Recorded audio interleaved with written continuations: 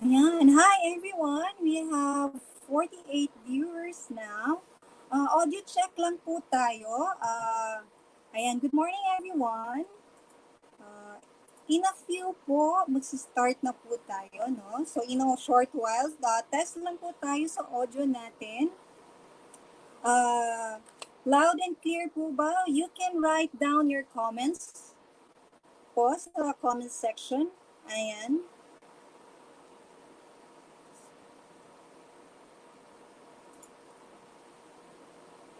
So, good morning everyone. In a while po, again, we will start our session. So, audio check lang po tayo. Loud and clear po ba? Ayan. So, you can write your comments po sa comment section natin. And, ayan. So, later po ng session, we'll be having our forum session. So you can write down your questions and mamimili po kami na questions to be answered by our speaker. So ayan po.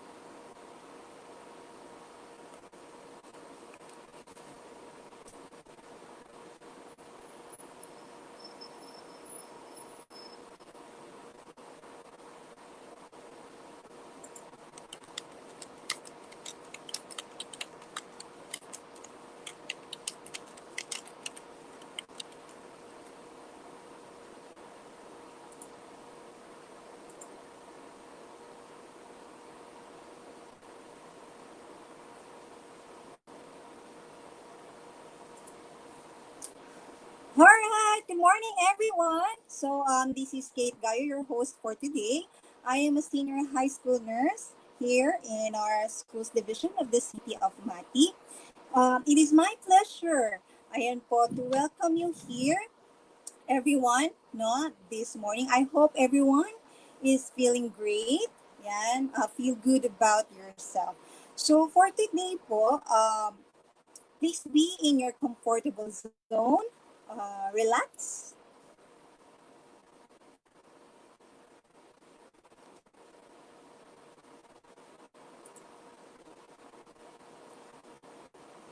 Ayan, bumalik na po tayo. So, please be in your comfortable zone, no? You can sit wherever you like.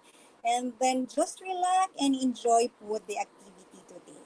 So, I would like to thank you for joining us today for this special webinar entitled Gender Behind the Screen, Integrating Gender in the Blended Learning Design.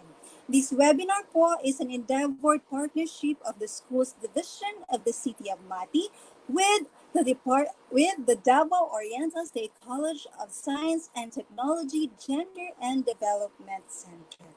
Okay, to formally start our webinar, we will start off po muna with the national anthem and to be followed by a prayer.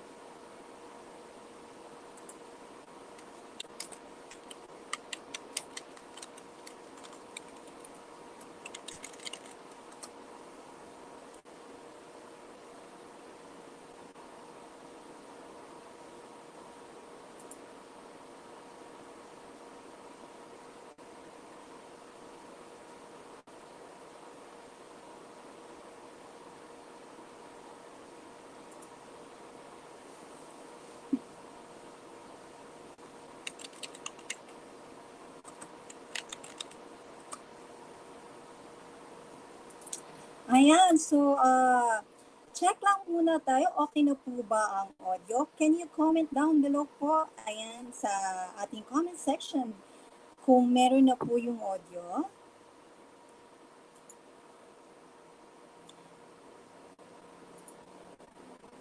So, okay now, can you hear me loud and clear?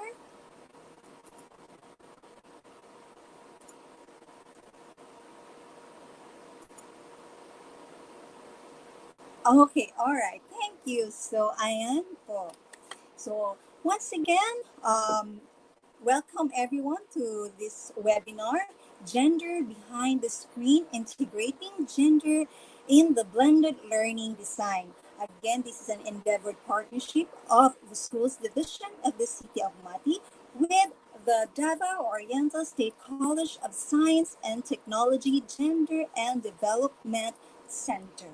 Ayan po. So, to present the objectives of the activity, our Division Senior Education Program Specialist, Dr. Liracil D. Shara. Hello, good morning. Okay na tayo? Okay, good morning. This activity is in partnership with Davao Oriental State College of Science and Technology, GAD Center or Gender and Development Center. And we're so grateful for their full support to DepEd Mati City. As to the objectives of this activity, the very purpose of this is basically to enhance our understanding of the teachers on gender and development. And the second one is enhancing as well the God concept. Basically we would like to ensure that the God concepts are integrated in the curriculum, which will basically be significant at this point because we have a pandemic and technically we will have to make some adjustments. And hopefully this God seminar, this activity will address the needs, and these objectives will also be addressed as well. So once again, good morning and enjoy the webinar. All right. Ayan. Thank you, Doc Leo. So again, we will be having our open forum. Please comment down below your questions to be answered by our speaker later. And for your applauses, no, mga applause po natin, we can comment down our emoticons, such yung nag-clap, and then the heart one. So we need that one also. All right. So moving right along, it is now my pleasure to introduce our guest speaker. Our speaker is a licensed teacher, a graduate as a magna cum laude in Bachelor of Science in Education, major in Biology, a bona fide faculty of Davao Oriental State College of Science and Technology, and currently the Gender and Development Center focal person of DOSCST. Ladies and gentlemen, please join me in welcoming Mr. Jonel Villegas. Please help me welcome to give us a message, our SGOD chief, Mr. Jory S. Uy.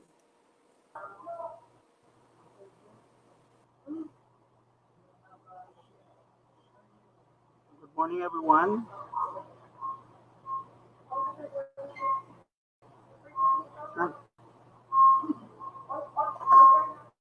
Good morning, everyone. First of all, I would like to thank the responsible persons on this behind the screen integrating gender behind the screen, integrating gender, the blended learning design, particularly Dr. Leo Sharot and of course the team members. And also I would like to thank the teachers for participating or attending this webinar on gender and development.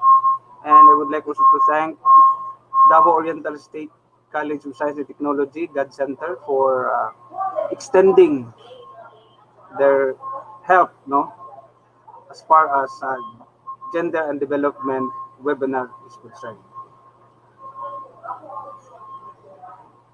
You know, fellow teachers or dear educators, in this a challenging time, we are very much aware that napakahirap po ng sitwasyon natin ngayon.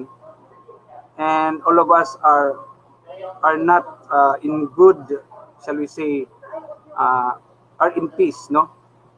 Because of this disturbing situation in our locality or in our country, that we are dealing with this unseen enemy. But despite this thing, there's a need for us to continue our mandate, that is to continue educating our children despite the presence of this coronavirus disease. And it is quite challenging for us because though gender and development is not new and its concept is not new, but we have to make it sure, or we have to ensure that the concepts, the ideals of gender and development must be integrated and must be taught to all our school children. And though we have different modalities, no, that we are going to employ, I do believe that we have the capabilities and the abilities to integrate gender in whatever modalities we are going to employ. And we are banking on new teachers on how are we going to do this. And we really want that these things must be manifested in all our lessons. So, dear teachers, I want you to be serious in this endeavor, because we will not be facing our children, no, or pupils from time to time. So we will be banking on the different blended learning design or learning modalities. So we have to see to it that gender and development concept must be employed and must be practiced, especially nowadays that our children are at home. So congratulations to all of you for our concerted effort, and I hope that this will bear much fruit or more fruits for our children. That's all. Good morning once again.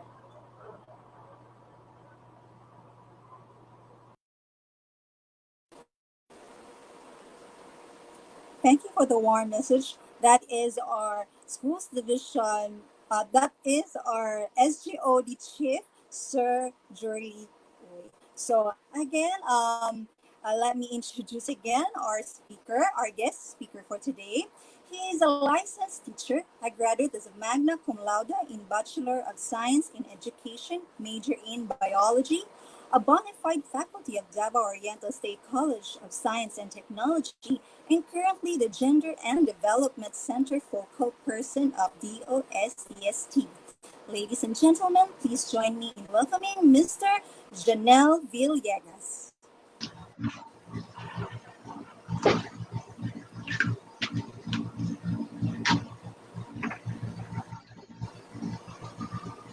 Hello, good morning, everyone.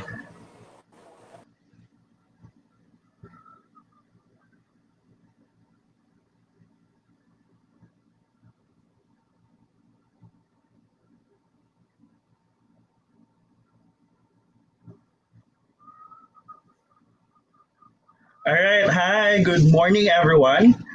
Thank you, Ma'am Kate, no, for the warm introduction. Again, welcome to this webinar talk. This is a webinar series brought to you by the Gender and Development Center of DOSCST, at the same time, the DepEd City of Mati Division. The title of my talk is Gender Behind the Screen, Integrating Gender in the Blended Learning Design. Foremost, I would like to thank our partner from the Department of Education, especially to Dr. Leo Sharot, for giving us the opportunity to share our insights on gender and development. And of course, thank you to all of our partners in DepEd also, the GAD focal persons of the primary and secondary schools, and of course, the DOSCSD Gender and Development Center. Ayan, I feel honored, both honored and privileged to be invited today to talk to you about how to integrate gender in the blended learning design. Kasi mo man ni siya ang patok karon na istorya about blended learning. And then we have many considerations in designing our educational approach, especially that we are currently in a health crisis. However, most of these initiatives does not actually talk about gender. So this time, as one of our advocacies as well, we will help the primary and secondary schools, especially the teachers, how we can design our lessons while integrating gender. So these are the topics that we are going to discuss this morning. Foremost, we will talk about so that we can have a common understanding what is gender and development. I will first touch the basic gender and development concepts, particularly explaining the differences between sex and gender. And then another one is we will talk about blended learning in basic education. I am not an expert in blended learning, but I'll try to explain blended learning to you from the perspectives of gender. And then, of course, we will also talk about what are the different gender issues in the blended learning design. And lastly, this is the highlight of the talk, we will talk about gender integration in the blended learning design. By the way, I would like to greet our GAD focal persons from DepEd. Now, we have been in partnership with them for so long now, and we're actually very nervous about this endeavor because by far this is the largest audience that we will be handling in our seminar series. So at the moment we have 152 viewers. So this is quite a lot, no? And of course, there may be technical glitches along the way, but please bear with us. No? We will try to, as much as possible, facilitate a smooth discussion for all of you. All right. As I have said, we will talk about basic gender and development concepts first, or GAD concepts. Talking about gender and development, it is necessary that we should understand what do we mean by sex and what do we mean by gender, so that we can have a common understanding that these two terms are not synonyms. They actually have different meanings. And how are we going to use this in our activities as teachers? When we talk about sex, this refers to the biological and physiological characteristics that identify a person as either a female or male, which means that sex is determined by your biological characteristics. That's why when we talk about sex, there are chromosomes, there are genes, there are hormones that distinguish our males and females. So we have two different forms in humans. We have two different forms. We have the male and the female. So your biological identity, your physiological characteristics, that is what describes your sex. And sex actually is needed for reproduction. So we need males and females. This is present in our traditional family, Filipino family setup. No, we have a husband and a wife because the husband and the wife is needed for reproduction.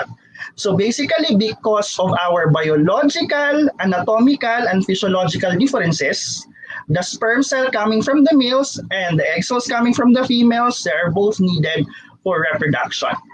And as I have said, sex is biologically determined, and humans are sexually dimorphic, meaning to say humans have two different forms. We have one form for males and one form for females. The thing about sex is that it's natural and it's fixed.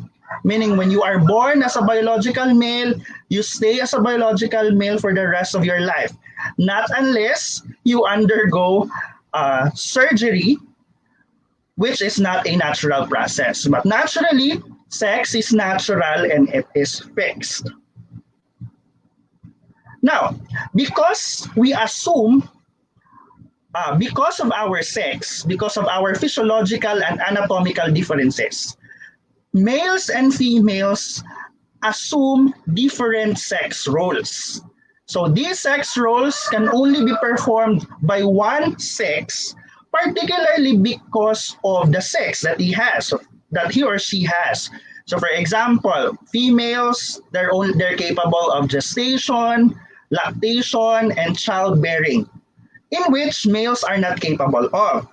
On the other hand, males are in charge of ovum fertilization, sperm production, which the females are not capable also. So these differences now differentiate males and females, and they also set our different sex roles. On the other hand, when we talk about gender, if sex is biological, gender on the other hand is cultural, social and cultural, because this will now refer to the different roles, behavior, and activities that a society considers appropriate for a female or male. So let's put it this way. When you are born a biological male, the society, the community now will decide whether you should have long hair or short hair, or whether you should wear blue shirts or pink shirts, etc. And these are things that are being dictated by the community. If you are born a biological female, the society now will decide whether you should have long hair or you should wear palda, etc. So these things are being considered in the social and cultural factors of the community. So when we talk about gender, as I have said, gender is sociologically constructed.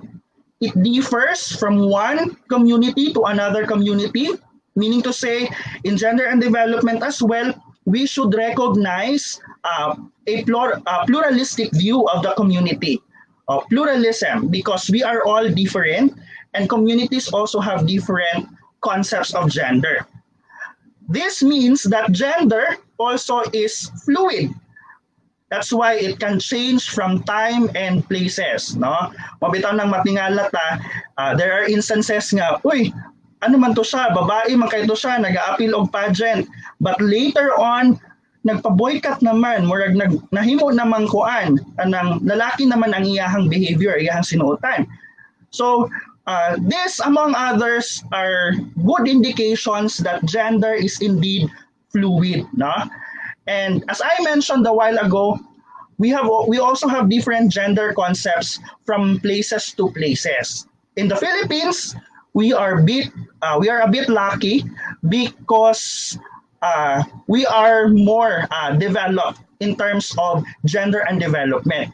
But in other countries, gender inequality, gender stereotyping, prejudice, they are more obvious. The good thing about gender as well is they determine whether a male is masculine, a female is feminine.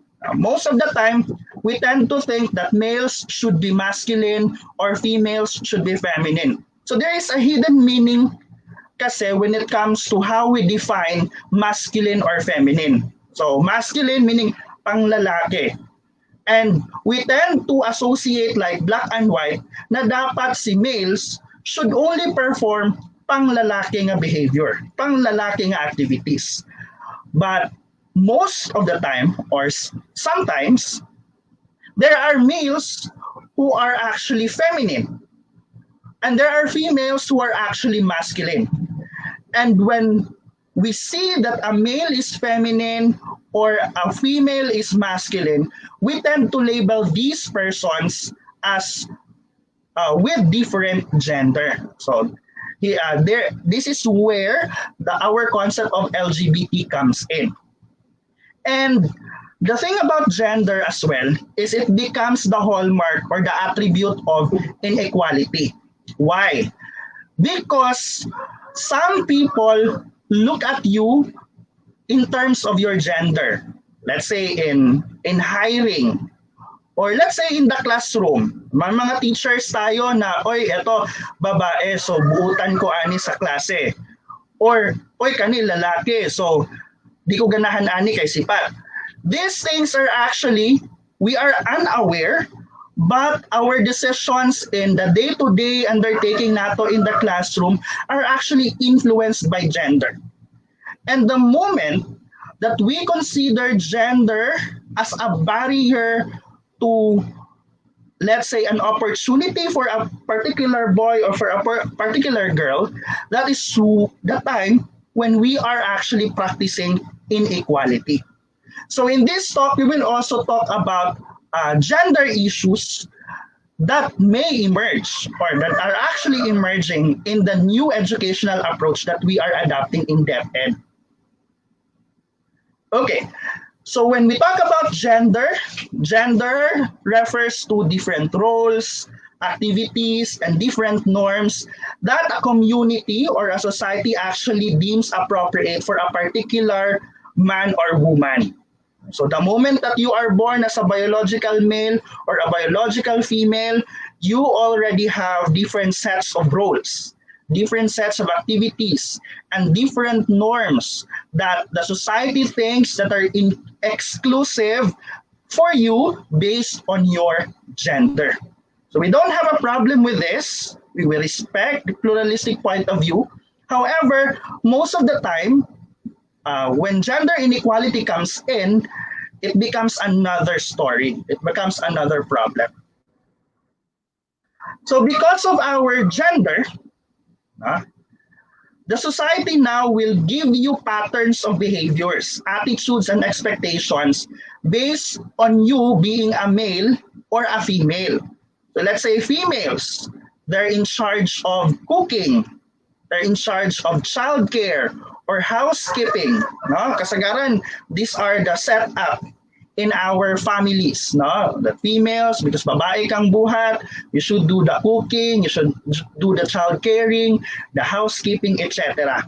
Whereas the males, because you are a male, you should provide income for the family and you should become the leader of the family. And these different gender roles actually can be performed by both sexes. Let's say male. Males can do cooking. Males can also be in charge of childcare, and males can also be in charge of housekeeping. Only that the community, the society prevents us from doing so because these are activities that are considered to be feminine. So a particular male now will think that, oh, I don't have to do this because if I do this, I will be labeled as gay or I will be labeled as feminine, which is another part of the story. Now, allow me to share to you this gender unicorn, no? So we can understand better, no, the concept of gender, particularly about gender identity, gender expression, and gender identity, expression, our biological sex, and our physical attraction or emotional attraction. When we speak of gender identity here, the topmost na nato na figure, this refers to how you think about yourself. No? So it's in your brain, it's in your mind. Let's say you think about yourself as a male, as a man, or as a boy. And that's your identity. And nobody can ever question your identity because that is how you identify yourself. You identify yourself as a female or as a woman. There are several instances wherein alam ng community na itong babaeng to boyish.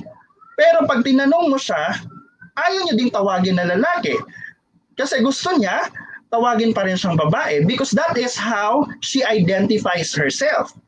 That's why we need to be careful in calling out names to our brothers and sisters, no, na labi na ka ng mga instances na mutawag na tagkalit og yours or mutawag ta kalit og besh, bes. Bakit basin dili sila ganahan? Because it contradicts to the gender identity that they define for themselves. Another concept about gender is about gender expression. So expression is something about how you dress, how you walk, how you talk, how you behave generally.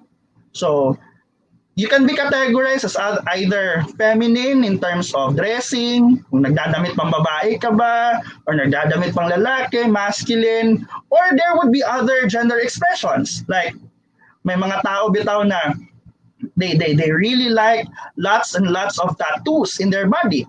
That's how they express themselves. Okay. Considering tattoos, for example, no, di ba we have different impression if a male has tattoo or a female has a tattoo. Sa mga lalaki, pag naitato, gwapo, hot, no? Pero pag maot gani, adik, no? Pag babae naman, lahi po datong impression for tattoos. But these are things that are being considered under gender expression. Of course, this concept, I talked about this a while ago, about sex being assigned at birth. And actually, this is biological, whether you are female or you are male or you belong to the intersex. May mga individuals kasi tayo na they have two different sexes, but these are cases that are rare. And then this is a very important concept, no? To whom are you attracted to, either physically or emotionally? If you're attracted to physically and emotionally attracted to women, and you're a woman, that becomes that will label you as a homosexual. Or if you're a woman and you're attracted to a man, that will label you as a heterosexual. Or if you're attracted to both sexes, regardless if they are women or men, you can be considered as a bisexual, other genders. So this defines to whom you are physically attracted or emotionally attracted. Now, the thing with this gender unicorn is, these are different concepts, no? You can be attracted to men, but you identify yourself as a male, and you dress masculine. Pwede yun. Or, you can be attracted to women, pero nag-appeal po kag pageant. You express yourself, nag-rampa-rampa, corona, may mga corona, may mga title, and you identify yourself as a female. Pwede din yun. So, anyways, you can have a different gender identity, a different gender expression, a different physical or emotional attraction, and this is okay. No? As I have said, in gender and development, we value pluralism. Okay? Now, just a quick survey if you have identified or you really understood the concept of sex and gender, or sex or gender. We will have this short learning check. No? Just try to look at each item, and then we will determine whether this refers to sex or gender. Say, number 1, men cannot cook. Is this sex or gender? Of course, this is a concept under gender, because technically, this gender role, cooking, can be done by both men and women. For number 2, women have larger breasts than men. This characteristic talks about a biological character. Because of biological factors like hormones in the body of a female, the estrogen, you have larger breasts than men. This is biological. Therefore, this is sex. Or at schools, di ba, may mga concept tayo na little girls are gentle, o pag babae, behave. Pag lalaki gani, sipat kaayo. This is a concept of gender and not a concept of sex, because girls are not innately gentle and boys are not innately rough. This may be something that is influenced by the environment that they belong to. or the expectations that are being set upon them by the community. Let's say for number 5 here, boys can't play with dolls. Who says that boys can't play with dolls? Pwede naman, no? So this is a concept of gender. Or here, number 11, women menstruate, men don't. So this is a concept that talks about biological character. Of course, women will really menstruate based on their biological, based on their reproductive structure. And men will not menstruate. So this concept talks about sex. So to sum up, so we can have a common understanding what is sex and gender, we should always remember that sex is biological and gender is cultural. Now, going into the teaching learning setup, we should always remember that our school children, they have different sexes and at the same time, they have different genders. Okay, and based on their sexes and genders, they may have different needs as well that we need to address in our classroom setup. Which will bring us to this concept, to this talk about demystifying blended learning in basic education. As a brief overview, we have been talking about blended learning in the past, although this is relatively a relatively old model in education. But today, medyo sumikat siya because of the pandemic that we are in. So because of the restrictions ng travel and the restrictions in the physical face-to-face setup ng classroom, our educational institutions like us in higher ed and of course in our DepEd schools, we are forced to implement blended learning. No? And then as I have said, I'm not an expert in the talk about blended learning. This is actually my first time to discuss this in public. But I will try to explain blended learning from a gender perspective. So it's basically integrating gender in the blended learning design. So I'll talk to you about a little bit about blended learning, but we will focus on the gender component of it. Okay, for a start, we should define blended learning as an integration of face-to-face and online transaction. No? There's a reason why blended learning is termed as blended learning because technically and literally it's blended. It's blending the traditional face-to-face setup and online setup. Now, the way we integrate face-to-face and online transaction, that gives birth to different models of blended learning. And today, as we are challenged with the face-to-face setup, of course, as teachers, no, mas piliun sa gyud nato ning face-to-face because this is a little hassle for all of us. Because technically, we have been doing this for a very long time now. But because of the situation that we are in, we need to adapt. No? It's a sudden shift. Now, we need to have online transactions. Although, daghan ang na-shock, no, kay mag-online, it's very costly, daghan og mga concerns, daghan og challenges and hurdles for us teachers and the students alike. However, we should realize that actually, we have been doing blended learning and we may not be aware of it. No? Like email, the lessons, that's the simplest form. I would say it's a simple form of online learning model. And we have been doing that already. Sometimes we require pa our students to upload their videos on Facebook or YouTube, and then we let others rate it through the number of likes, although this has been discouraged already, but we have done it. And that's online. Now, it's just a matter of designing our lessons properly so that we can limit face-to-face. We can also respond to the needs in terms of online. And at the same time, we can maximize the learning of our students. If you try to look at the literatures here, no, 2013, 2011, and 2018, these literatures are actually present way before Corona. Kaya nga lang now we are forced to do it because of the situation that we are in. But blended learning has been referred as a new normal in course delivery ever since 2011. So kita nyo yan, 2011, may mga literatures na on blended learning as the new normal, but we do not appreciate it in our classroom setup. And the thing with blended learning is, this is our goal, di ba? In Principles of Education, we need to provide student-centric learning environment. Yan were the days that the teachers are considered to be the sage on the stage or the center of attraction.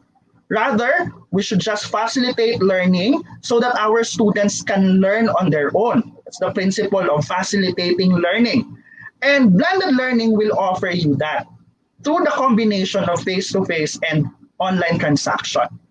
And the good thing about blended learning is it offers more flexibility. Ito naman yung importante eh. Why don't we term distance education or online education? Why do we have to term blended? Or why do we have to use this learning model? Because it offers us flexibility. No?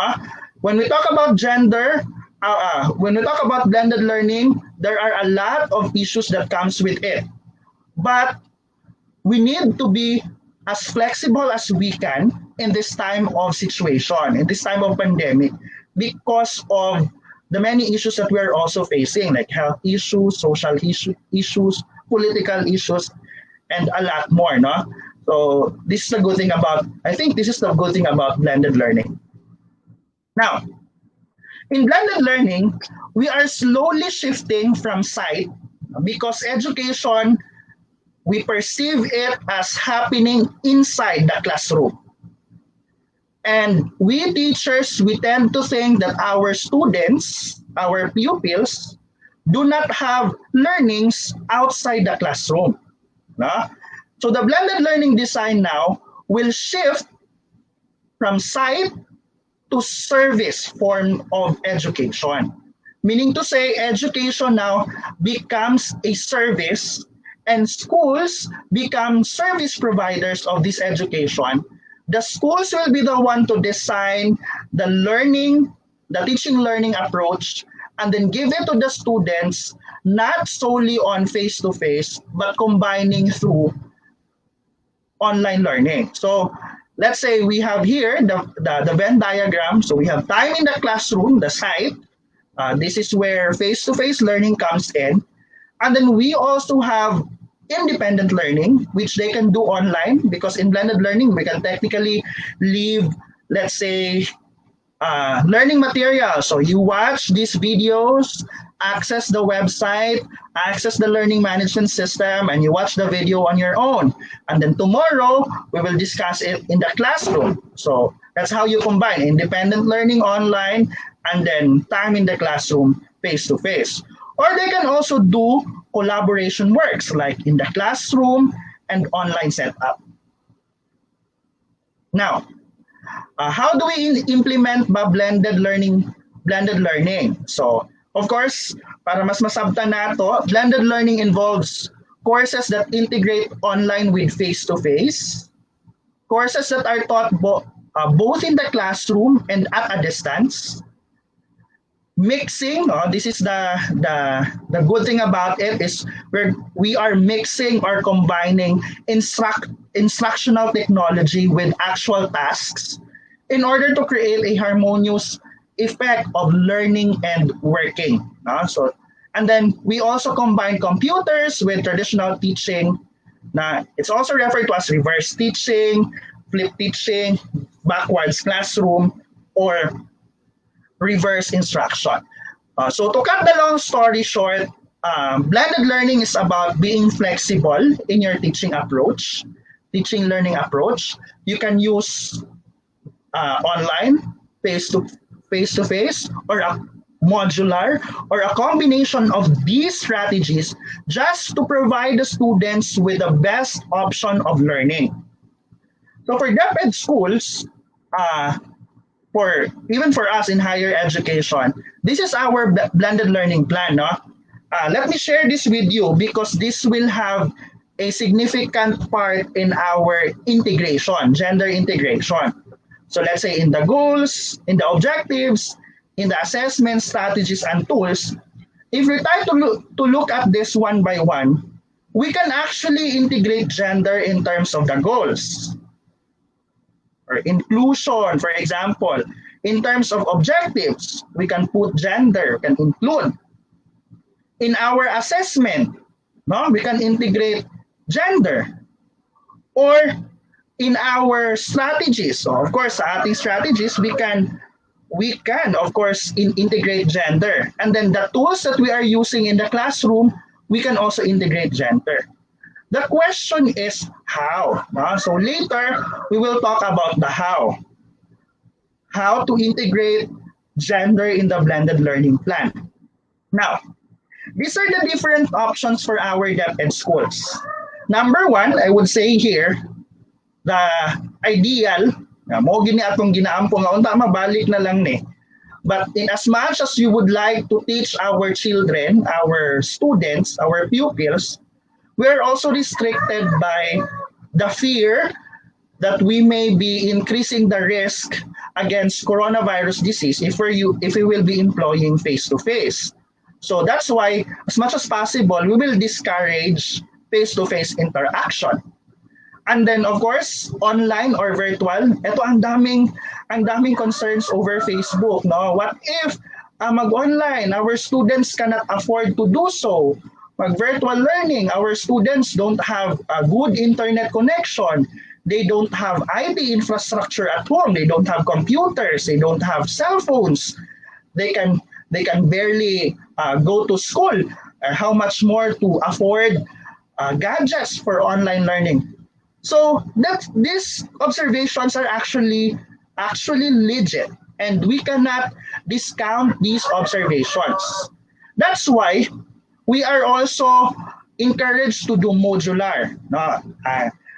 Based on my talk with Sir Leo and Ma'am Joanne last week, you will be implementing the modular approach in learning, which is actually a good thing because generally, lahat ng students can do modular. But this modular approach also have different issues that it carries along.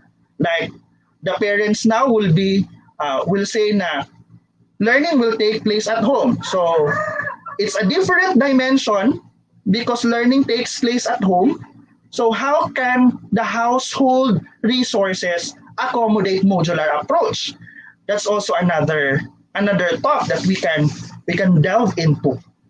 Or as I have said, the blended learning design offers flexibility. So let's say may mga students naman pala na kaya nila ng online or virtual, so we give it to them. Or may mga students naman pala na kaya din sa modular, gusto ng modular, so we give it to them. And then we can also implement face-to-face, but we should consider social distancing, minimum health standards. So this is the thing with blended learning design because we can be flexible in our approaches.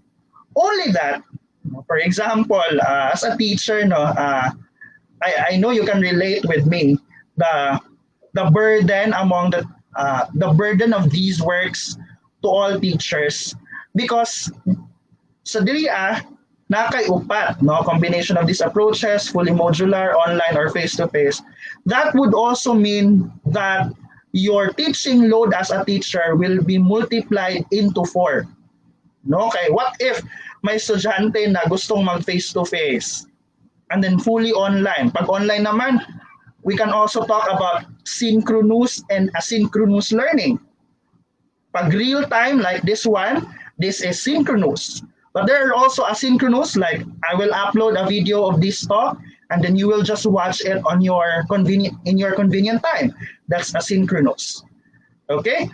So to sum it up, we are provided with these different options and it's up to us now how are we going to implement it in our classroom.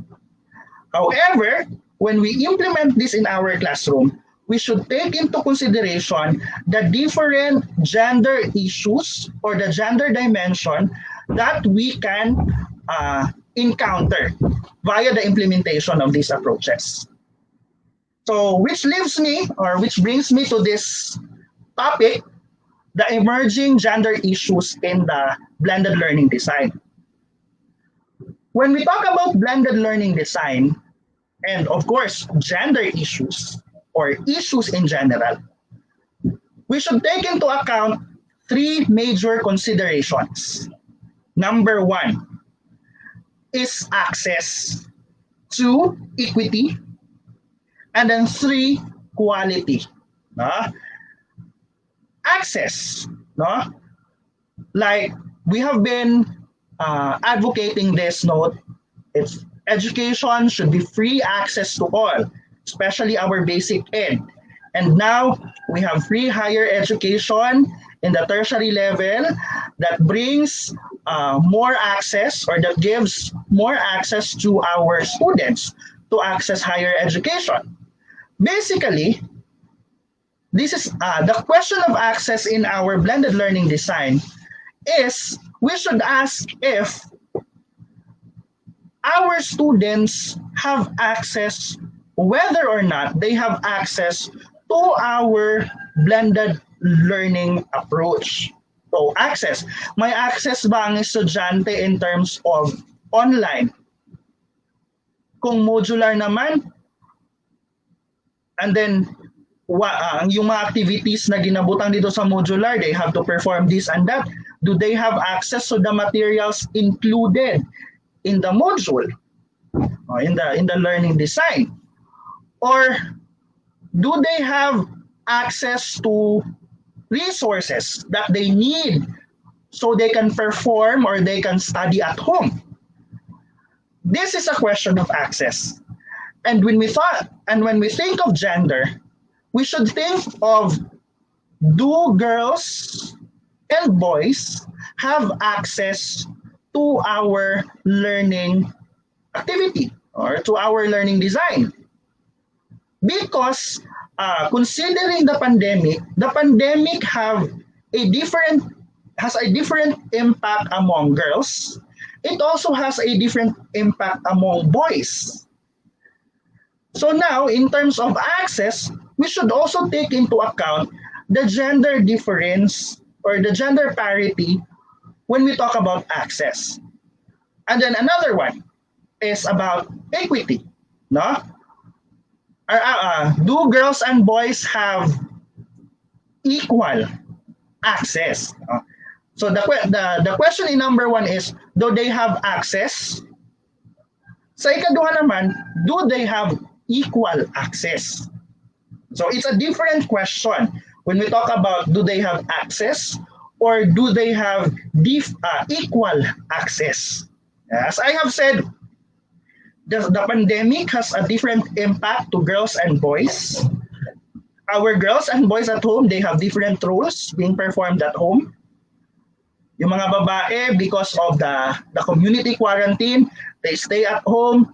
Their household chores are also present because we cannot deny it that women are in charge of cooking, women are in charge of cleaning, women are in charge of housekeeping, and these women also train our girls to do the same.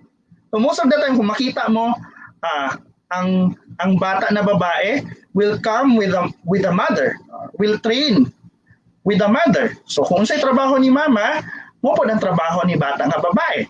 So these household dynamics, this also has an impact to the learning of our students. And then third is a question of quality. Of course, we should make sure not only about compliance basta kayo may module na ma-provide, or basta kayo makaturo lang ako regardless if may maintindihan sila o wala. That's a question of quality. Because while we need to consider access, we need to consider equity, we also need to make sure that our students receive the best quality of education, even if we are not meeting face to face. And the only way to ensure quality is if we maintain free access and equity in our blended learning design. So let me share this with you. No? This is a very interesting and at the same time alarming na scenario. No? I'll be talking here about the 5 barriers to girls' education. Why girls? In the Philippines, we are a patriarchal society. And whether we like it or not, women or girls are marginalized. They are considered to be the secondary citizens. No? Although we are working very hard to attain gender equality, but most of the time, even at schools, gender inequality is present. Number 1, poverty. Poverty may affect both men and women. However, we should realize that poverty actually has a different impact to men and different impact to women. For example, ay nak, wala tayo kwarta. If the family cannot afford to send children to school, usually ang unahon paundang ang babae. Why? Kasi maminyo ramang gihapon ka nak, buhion man ka sa imong bana. But the boys, alangan mang ilahang itugway ilang asawa. So they should be the one to finish school. That's why when they drop out of school, the girls, because of poverty, we are again opening the girls to gender-based violence, makulatahan, or here, lack of girl-friendly school environment, like the lack of decent comfort rooms for our women, for our girls.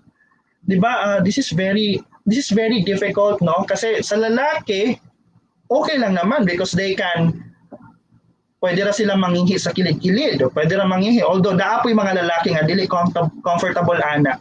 Pero ang women, ang mga babae sa atong classroom, and then ginabawal pag yun nato mo gamit sa CR kay mahugaw. So that's actually a big question of a friendly, child-friendly school na environment. And then of course, our gender inequality is more predominant among girls. And then factors such as child marriage and early pregnancy, these also prevent. So of course, pag mabuntis, and we have a policy in schools, no? I do not know if this is still applicable at present. Na pag mabuntis ang babae, mabuntis ang bata, aside from being labeled as kanang i-question siya sa community nga kabata pa ani nabuntis na. They will also be subjected to school policies na bawal mag-eskwela ang buntis na babae, which is not a good thing. I think parang naano na niya siya with the Philippine Commission on Women na kay in college, pag imuha na siyang buhaton, you can be charged, no? Pag imuhang paundangon ang bata just because buntis siya or something, no? And we have different impact. For example, babae lalaki, high school, nabuntis ang babae, nakabuntis ang lalaki. Diba we have different impression for babae nga nabuntis kaysa sa lalaki nga nakabuntis? And that speaks a lot about barriers to girls' education. This also explains why, if we try to look at this next figure here, this is a data coming from UNESCO. Ang sabi niya, out of the 28.4 million boys na out of school, and out of the 30.9, mas marami pa rin sa 30.9 million girls na out of school, although the difference may not be that significant. Pero if you try to dig deeper, to analyze it deeper, around 8.2 only of this 28.4 million boys out of school boys are unlikely to enter school. But when you try to look at the females, the girls, this 8.2 is relatively doubled to 16.0. So meaning kung out of school si girl, mas wala siya chance to enter school than the boys na out of school. And then, in terms of in terms of likely to enter school in the future, si boys, mas mo enter siya compared to girls with 9.7%. And then, for those who left school, no, pag ang lalaki, bito ni mas daghan ang dropout among boys, 6.9, and then lesser dropout for girls at 5.2. So, kani pa lang nga illustration, this illustration alone speaks a lot about access of boys and girls in our educational setup. And today na we are in a pandemic situation, we are in a global pandemic, these issues even magnify, no? Nag-magnify pa yun sila. So these are the basic questions that we need to ask. This is a work in progress, no? We can add, we can revise these questions, but my purpose of including this in my talk, in my presentation, is letting you to ask this and improve the questions so that when we go back to our classrooms, we can consider this in our lessons. Okay? Number 1, do students have access to blended learning materials? So as I have said, naba sila'y access? Naba sila'y laptop? Naba sila'y computer? Or naba sila'y pang-print sa module? These are things that we need to take into consideration. And then secondly, this is important. What are the household dynamics that may affect students' access? As I mentioned a while ago, the girls and boys, men and women, they have different roles, gender roles at home.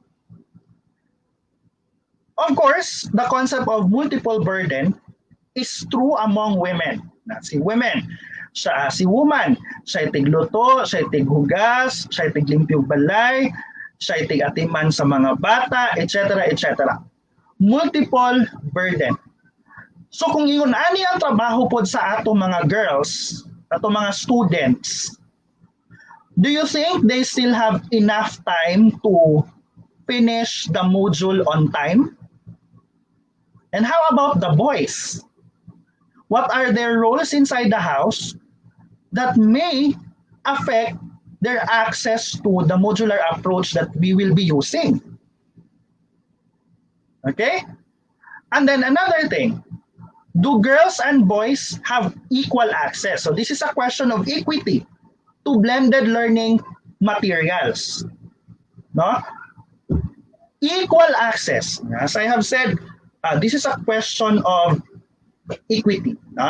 For example, what's the difference between equity and equality in terms of access in the classroom? No?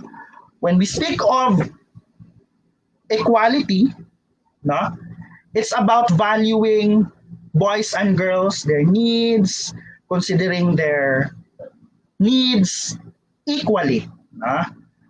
But in terms of equity, it talks about fairness of treatment for women and men according to their respective needs. For example, of course, we have a setup in the classroom na may mga fast learner, slow learners, and average learners. Equality would suggest na whatever learning activity that you give, you should give to the fast learner, slow learner, and the average learners. Because that's equality. No? That's considering or treating them fairly or equally. However, kabalo man ta nga lahi og need si fast learner. So the learning activity that you apply for the fast learners may not be applicable to the slow learners or may not be applicable to the average learners. Now, if you consider their needs and their gender dynamics, that's a question of equity. That's a concept of equity because you will give a different approach to fast learners, you will give a different approach to average learners, and you'll give a different approach to slow learners. So do we consider this in our modular approach? Na si fast learner mo ni ang iyang trabaho. Si slow learner mo ni ang trabaho, or do we just give them equal? And then how about the learning facilitators at home? If their may mga learning facilitators ba sila? Do they have ates and kuyas who can help them in their learning endeavors? Or they're on their own sa kanilang learning? These are things na di natin pinag-uusapan when it comes to blended learning materials. And unknowingly, these have a gender component that seems to be invisible to all of us. And then lastly, we should also ask, how do girls and boys equality in the blended learning design? Meaning to say, what is a quality learning material for them? Because girls, they have a different concept of quality. Boys, they also have a different concept of quality, which will actually be related to my next slide. In terms of student satisfaction, this is available in our literature in 2015, 2016, and 2018. Basically, these studies explore the gender dynamics inside the classroom when it comes to blended learning design or online learning or blended learning models. 1, females have higher satisfaction in terms of computer self-efficacy, instructor characteristics, and facilitating conditions.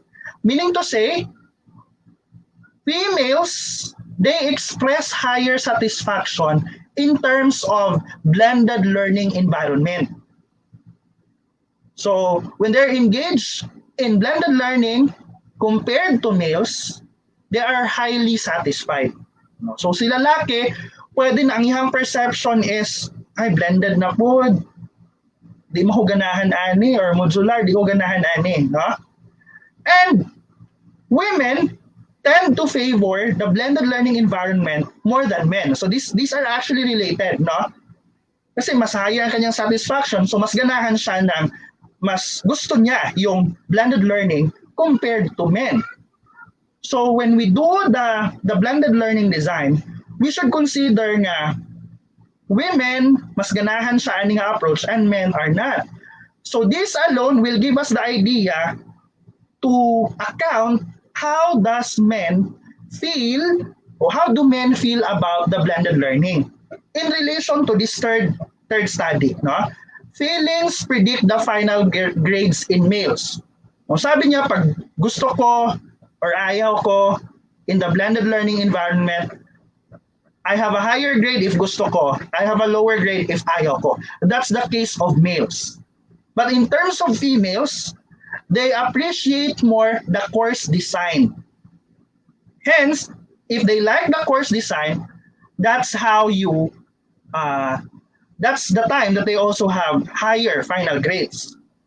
So you see, based on these existing literatures, we can now appreciate that men and women have different impression, have different appreciation to the blended learning design. And these different appreciations must be considered in the development of our learning modules. Okay? So how can we motivate our learners ba? Like males, because they are particular into the feelings, and the females are particular into the course design. How can we motivate them better to engage in the blended learning design? That's a question now of quality.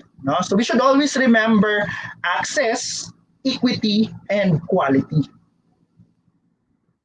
Now, those are the different issues. I hope you realize something, or you realize the things, the gender issues that may emerge or have emerged on the blended learning design that we are implementing at schools.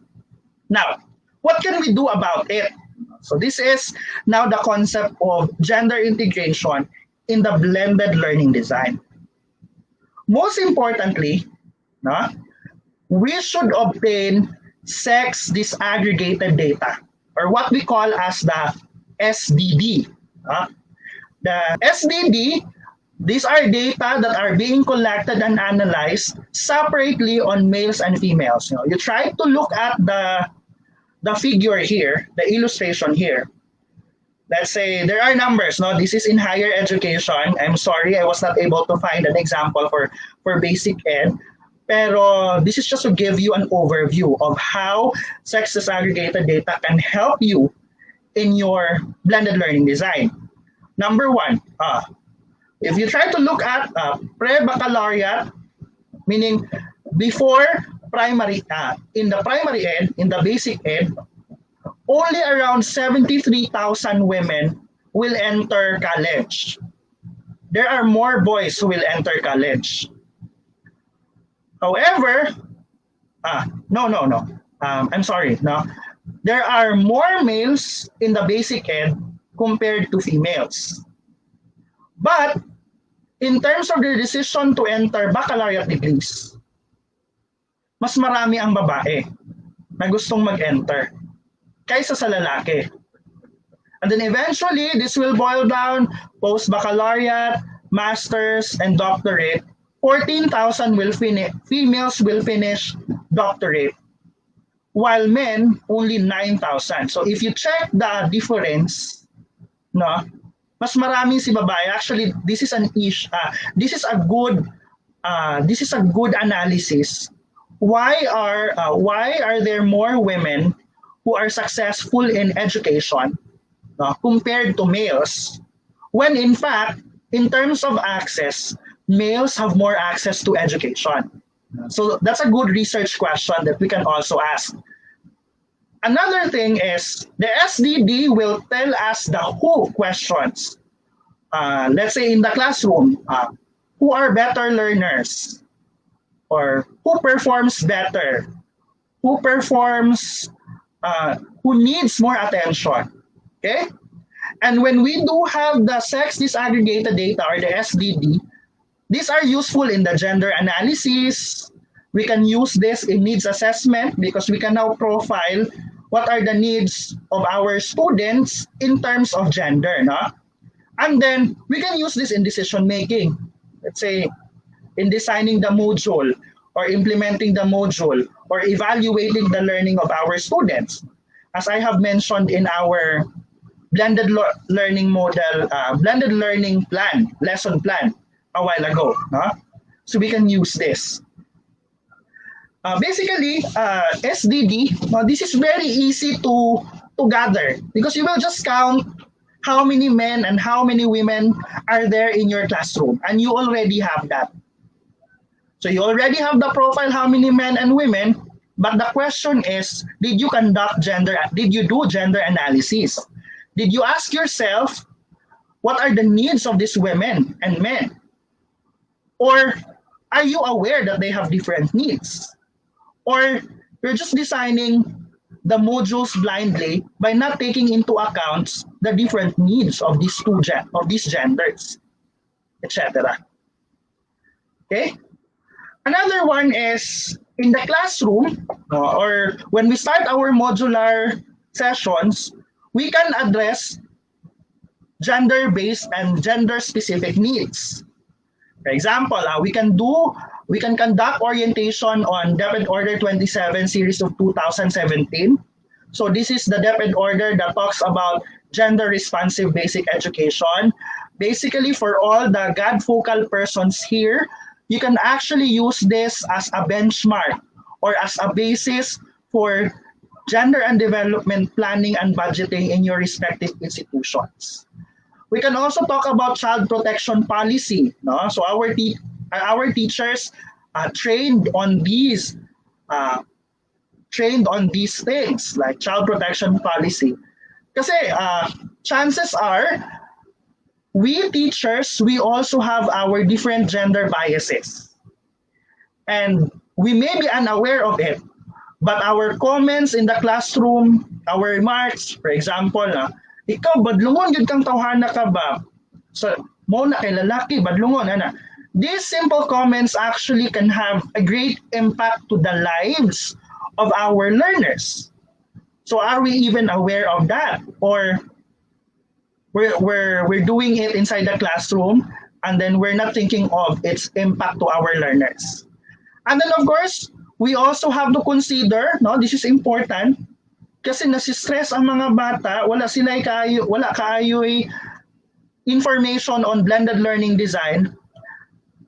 And then baka pagtuon nila, they're demanding they're demanding to their parents na, ma, I need a laptop, or I need a tablet, or I need a cell phone. But their parents cannot afford. So as a result, it results to rebellion, or worse, it results to depression. So these are things that we should also address. Remember that gender and development talks about holistic approach in human development. So that should include mental health. That should include psychosocial support and interventions. So we also need to capacitate our teachers on this note so they can perform simple psychosocial support. Kasi nga, as I have said, a simple comment from us, teachers, may have a long-lasting impact to the lives of our students. Okay, let me highlight this one. No? Third is the inclusion of gender in the lesson. No? I remember there was this study, I think, or research in DepEd. I don't know if the author is listening now. In DepEd, no, that I have seen it, integrate niya or inclusion of gender in the lesson or in lesson development. And then if you can remember the blended learning plan that I showed you, diba I said that you can include gender in the goals, you can include gender in the objectives, you can include gender in the lesson, in the tools, in the assessment, in the teaching strategies. You can actually incorporate gender. The question is how, no? Number one is through the development of non-sexist school materials. No? Nasa generation pa ba tayo na ang ama ang haligi ng tahanan at ang ina ay ang ilaw ng tahanan? Kasi these are found in elementary books. But in the current setup of the family, pwede actually si ina siya ang maging haligi ng tahanan because she's earning better than the husband, or she's earning and the husband is staying at home. There are more cases of house husband now. So that's not a problem. But our school materials are actually sexist. They label the mothers to be just to be the ilaw, and then the fathers as the haligi, which may not hold appropriate for all Filipino setup or for all family setup. Or nagpapadrawing pa ba tayo ng mga family tree na kailangan may babae, lalaki at home. And then when our students, kahit magaling siya, they cannot present because si babae pala iniwan ni lalaki. Or sa bahay pala wala siyang papa pero dalawa ang kanyang mama. Or sa bahay wala siyang mama pero duha ang iyang papa. These are dynamics, gender dynamics, that we often not mention in our school materials, or we often not consider in our school materials. Another thing is the use of gender-neutral language. No? Do we still call the chairman as the chairman? So pag chair, lalaki talaga kasi chairman nga. No? Why can't we use chair or just chair or chairperson? Or why can't we refer to a director na babae and lalaki? Why do we have to change it to directress pag babae? No? Director is more gender neutral. Or when writing ba, let's say in the examples that we give in our classes, when writing, do we write he or she? Kasagaran sa atong example, he is Ganon. Or his brother, puros lalaki, no? Where are the women? And then in biology, mahilig kami dito who is the father of genetics? Who is the father of nursing? May mga ganyan, no? So father, so nasaan yung mother? Nasaan yung female, no? As much as possible, we should be gender sensitive, no? We should be gender neutral in the language that we use, whether behind the screen, face to face, or in the modular approach. And then the implementation of gender appropriate learning activities. Baka naman may mga activities ka dyan na very impossible for girls to perform. Kasi modular, they are staying at home. So baka naman palanguyunin mo sila dito sa dagat nga kuha niya, di ka balo mo lang May mga ganyan, na mga considerations, no? We should also consider. And then, of course, let's say in our examples, let's say math, no? In the examples that we give, or in the problems that we give to our students, we can actually integrate the values of or gender, the concepts of gender. For example, in our examples, usually, Maria is a sales lady. Sales lady napa si Maria, no? I mean, pwede man po maging sales agent si lalaki. But usually in the examples that we give, si babae atong gina-portray na sales agent. And bisag example lang na siya, but this is actually an addition to our students' concept of gender. So siya mismo na bata, thinking about his or her career projection, ngayon na siya karon nga, ay, mag-sales lady ko, kaya ang babae, good pang sales lady, good siya. Pero wala ka kabalo, gikuha din niya dito from the many examples or from the many problems that you give, math problems that you give at school. So you see, gender is not only a concern of our sociology teachers or our Aralpan teachers, but it should be a concern of all teachers. Okay? And then we can touch of course, this is very important, no? In the cognitive domain, psychomotor domain, and the affective domain of our learning design, we should always touch gender.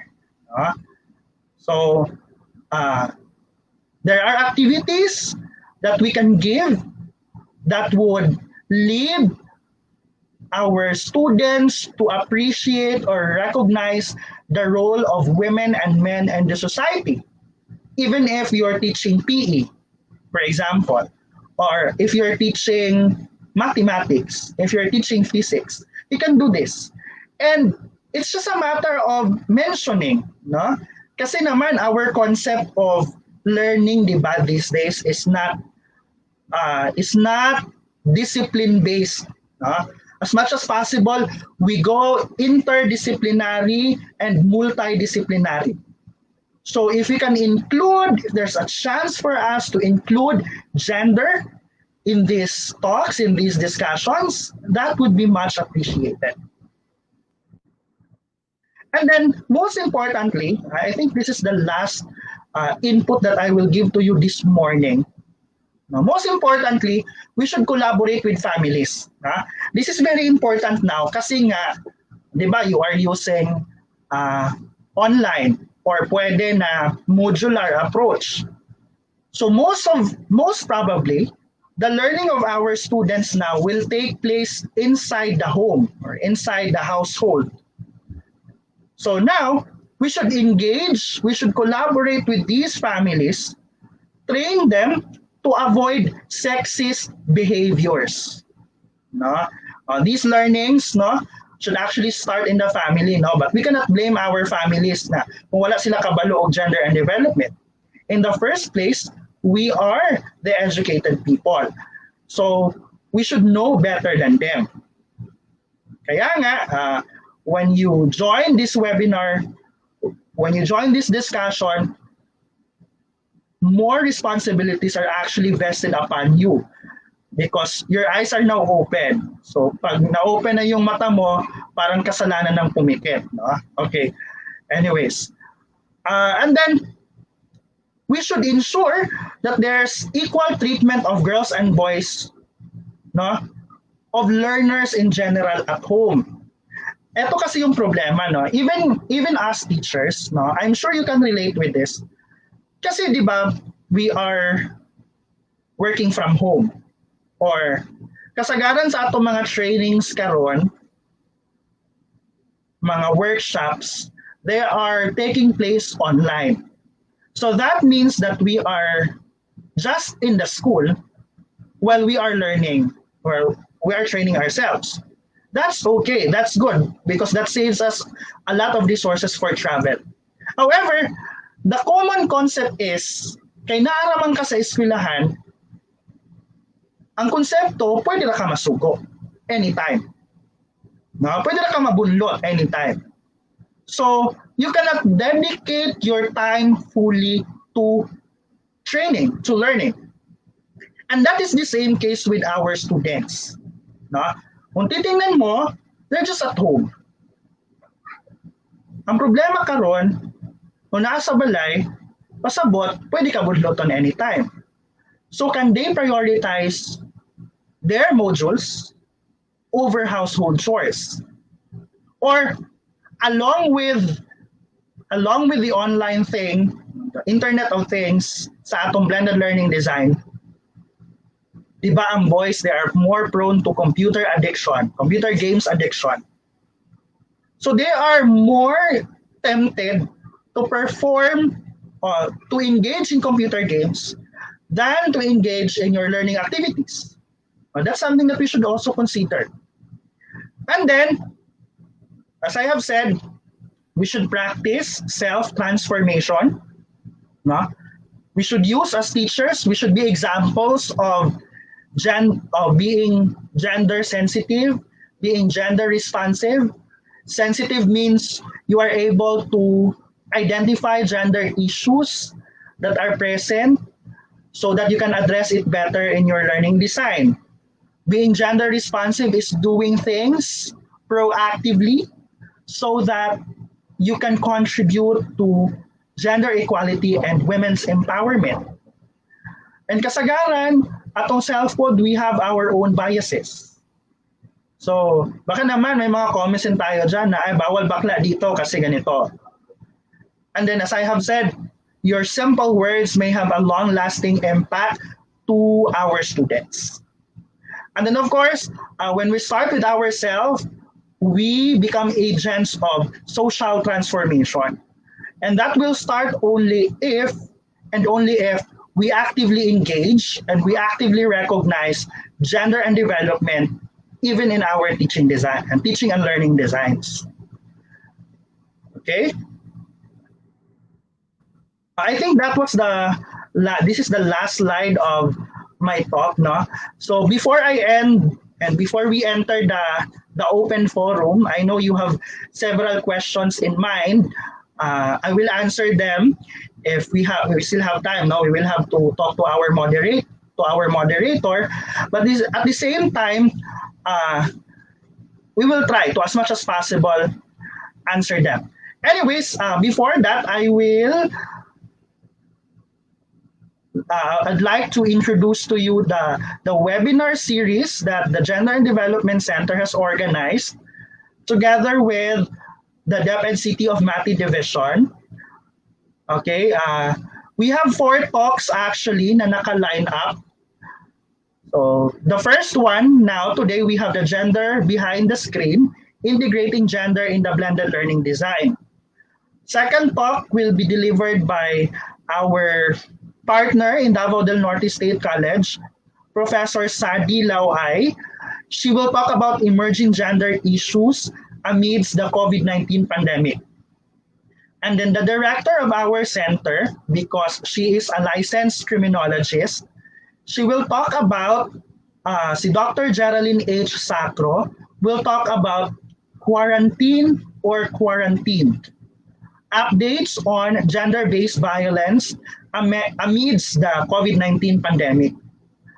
And then lastly, we have another focal person in the name of Professor Maryphil M. Bauyot, because she is in the field of psychology, particularly clinical psychology.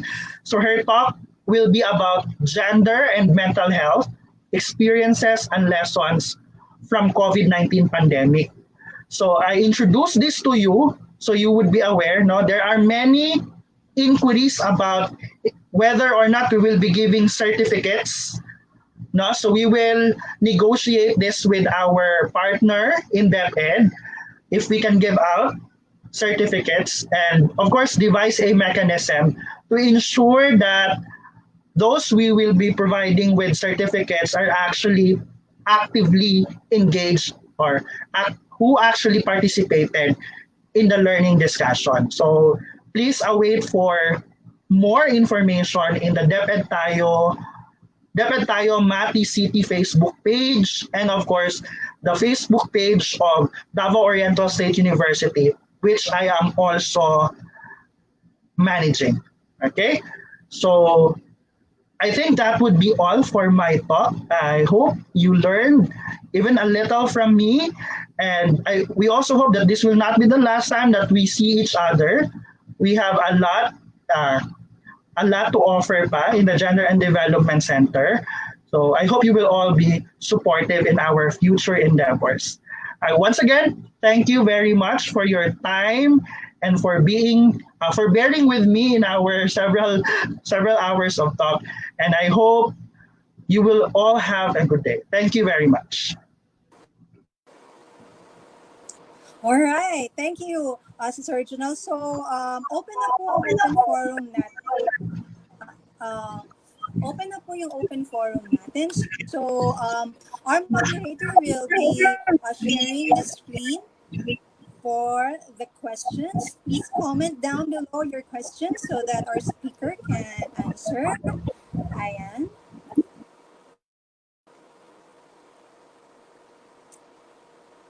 So we will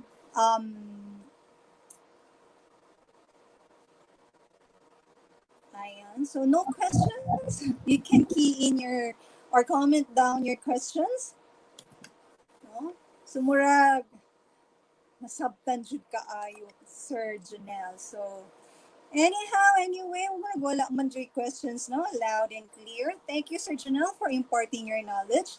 We've learned so much from you this day. It was precise and relevant presentation. I am sure all of us can relate, as in super relate, no, to each and every word that you mentioned. And thank you again, sir. Thank you for sharing. Thank you. You're welcome. No? We will always be here as an active partner of DepEd. All right. Thank you, Sir Janelle. Ayan. So, well, ladies and gentlemen, ito po, that wraps up our morning. On behalf of the Schools Division of the City of Mati, headed by our Schools Division Superintendent, Mrs. Alona C. Oiseso-4, thank you all for making time in your busy schedules to join us here in this morning. And it has been our pleasure to host this webinar, right, Doc Leo? Yeah. So we wish you all a pleasant day and keep safe, everyone. And please, before we end, we will be having our evaluation of training. Doc Leo. And again, thank you, Sir Junel, for the opportunity and at the same time for gracing the invitation for us to have, of course, this activity. I would like to ask the participants to please take into account that we have the evaluation and attendance, and we will actually be flashing it now. That will serve as well as the giving, of course, of your certificate, the basis for us to give your certificates. So please try to answer the link that we will be flashing in the screen right now. Okay. Again, thank you, Sir Junel, for this activity. And then we would, of course, be expecting more from the DOSCST God Center, given that we will be having more webinars in the coming months. This activity is just one of the webinars that we will be having from from July to October. And DOSCST God Center is always our dependable partner in our advocacy to advance respect and holistic development of every person in our schools. We also thank the SDS, Ma'am Alona Uy, for the encouragements and the guidance to all those who have been part in the preparation and implementation of today's activity, especially to Ma'am Marnie sa ICT natin, si Ma'am Bambi sa ating nag-host, nag-MC sa atin ngayon, si Sir Joey for the technical assistance as well, si Ma'am Joanne for the technical assistance, si Sir Boyser, our God focal person in the division, si Sir Chief Jorley for supporting us, all the SJOD and CID at yung mga admin personnel ni natin sa division who have always been with us in this fight, in this effort of delivering the services to our teachers in the field. Thank you so much. And we hope to see you next month for another webinar. And for the certificate, of course, of appreciation, this will, of course, be handed over to Sir Junel. We will just be sending this to you, sir. And let me read the citation. Republic of the Philippines, Department of Education, Region 11, Schools Division of the City of Mati, Dahican City of Mati. Certificate of Appreciation. This certificate is awarded to Sir Junel P. Villegas in recognition of his meritorious role as speaker during the conduct of the webinar on Gender Behind the Screen, Integrating Gender in the Blended Learning Design, given at the ICT Library Hub, Dahican City of Mati, July 20, 2020. Signed, Ma'am Alona C. Uy, our Assistant Schools Division Superintendent, Officer in charge of the Office of the Schools Division Superintendent. Again, marami pong salamat sa pakikiisa at hopefully we will still be with us in the coming webinars and in all the efforts that we will be doing for our learners, particularly here in the Schools Division of the City of Mati. Sa atin pong lahat, mabuhay po tayo at patuloy po tayong iangat ang kalidad ng ating edukasyon, sulong edukalidad. Magandang umaga. Yeah, keep safe, everyone. Bye. See you next sessions. Bye. Thank you for supporting us. Yeah.